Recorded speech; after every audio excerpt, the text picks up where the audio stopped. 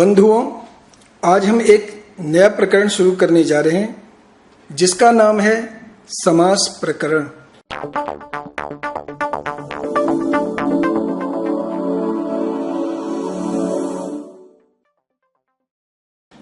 समास शब्द का अर्थ है संक्षेप या घटाना, अर्थात दो या दो से अधिक शब्दों को इस प्रकार मिला देना कि उनके आकार में कुछ कमी भी हो जाए और अर्थ पूरा पूरा निकल जाए। जैसे देवानाम आलयः, समस्त पद बन जाएगा देवालयः। जब समास वाले शब्द को अलग अलग किया जाता है तो उसे विग्रह कहा जाता है। जैसे समस्त पद है राजपुरुषः, और जब इसका विग्रह करेंगे तो विग्रह होगा राज्ञः पुरुषः। समास के 6 भेद हैं। पहला अव्ययी भाव समास, दूसरा तत्पुरुष समास, तीसरा कर्मधारय समास, चौथा द्विगु समास, पांचवा द्वंद्व समास और छठा बहुव्रीहि समास। अव्ययी भाव के बारे में अब हम जानेंगे।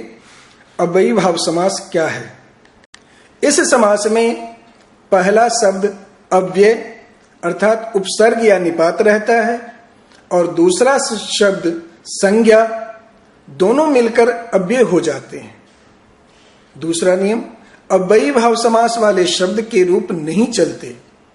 अव्ययी भाव समास वाले शब्द का नपुंसक लिंग के एक वचन में जैसा रूप रहता है। इस समास में प्रायः पूर्व पद प्रधान रहता है। समस्त पद का अंतिम अक्षर दीर्घ रहे तो वह ह्रस्व कर दिया जाता है। यदि अंत में ए या ऐ हो तो उसके स्थान पर ई और ओ और औ हो तो उसके स्थान में उ हो जाता है। अब हम पहला अव्यय देखेंगे। विभक्ति यानी सप्तमी अर्थ में अधि अव्यय का प्रयोग किया जाता है। विग्रह हरौ इति, इसका समस्त पद होगा अधिहरि, इसका अर्थ होगा हरि के विषय में। उसी तरह साधौ इति समस्त पद बना अधिसाधु और इसका अर्थ हुआ साधु के विषय में। देव्याम इति समस्त पद बना अधिदेवी और इसका अर्थ हुआ देवी के विषय में। दूसरा अव्यय समीप अर्थ में है उपअव्यय। विग्रह करेंगे गंगायाः समीपम उपगंगम, यानी गंगा के पास। यमुनायाः समीपम उपयमुनम, यानी यमुना के पास। कृष्णस्य समीपम उपकृष्णम, इसका अर्थ हुआ कृष्ण के पास। तीसरा अव्यय अभाव अर्थ में है निरअव्यय। विग्रह करेंगे मक्षिकाणाम अभावः, समस्त पद होगा निर्मक्षिकम और इसका अर्थ हुआ मक्खियों का अभाव। धनस्य अभावः निर्धनम, यानी धन का अभाव। बलस्य अभावः निर्बलम, इसका अर्थ हुआ बल का अभाव। चौथा अव्यय पश्चात अर्थ में अनु अव्यय का प्रयोग किया जाता है। विग्रह रथस्य पश्चात अनुरथम, अर्थ हुआ अर्थरथ के पीछे। विष्णोः पश्चात अनुविष्णु, विष्णु के पीछे। हरेः पश्चात अनुहरि, हरि के पीछे। योग्यता अर्थ में अनु अव्यय का प्रयोग किया जाता है। विग्रह रूपस्य योग्यम अनुरूपम, अर्थ इसका होगा रूप के योग्य। ज्ञानस्य योग्यम अनुज्ञानम, ज्ञान के योग्य। और विद्यायाः योग्यम अनुविद्यम, विद्या के योग्य। छठा अव्यय अनतिक्रम्य अर्थ में यथा अव्यय का प्रयोग किया जाता है। विग्रह शक्तिम अनतिक्रम्य यथा शक्ति, यानी इसका अर्थ हुआ शक्ति के अनुसार। इच्छाम अनतिक्रम्य यथेच्छम, इच्छा के अनुसार। और मतिम अनतिक्रम्य यथा मति, मति यानी बुद्धि के अनुसार। सातवां अव्यय वीप्सा अर्थ में प्रति अव्यय का प्रयोग किया जाता है।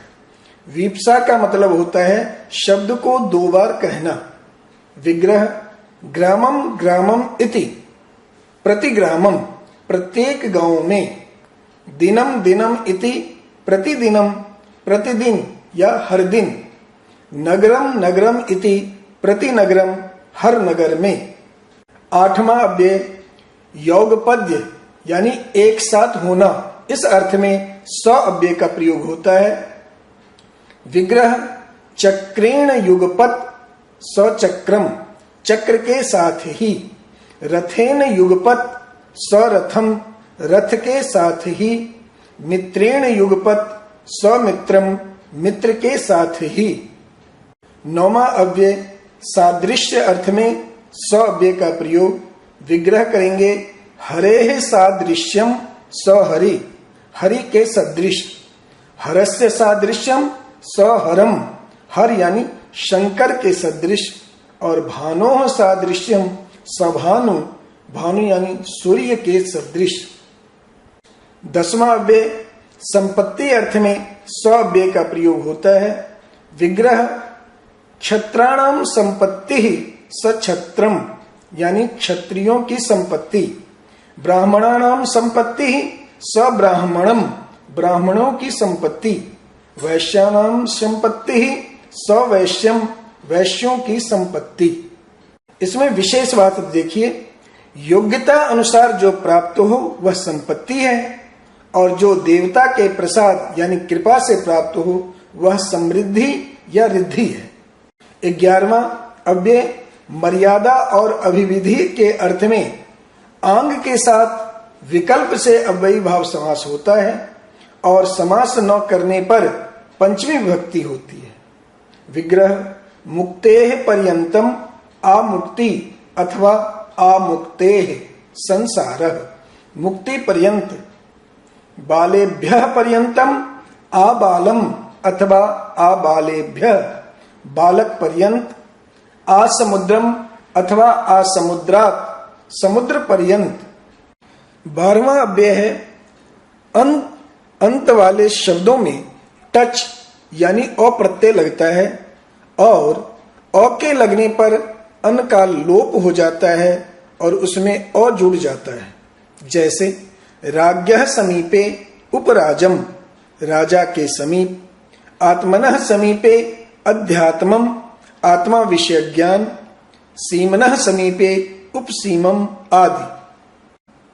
अगले अध्याय में हम तत्पुरुष समास के बारे में जानेंगे। तब तक के लिए धन्यवाद।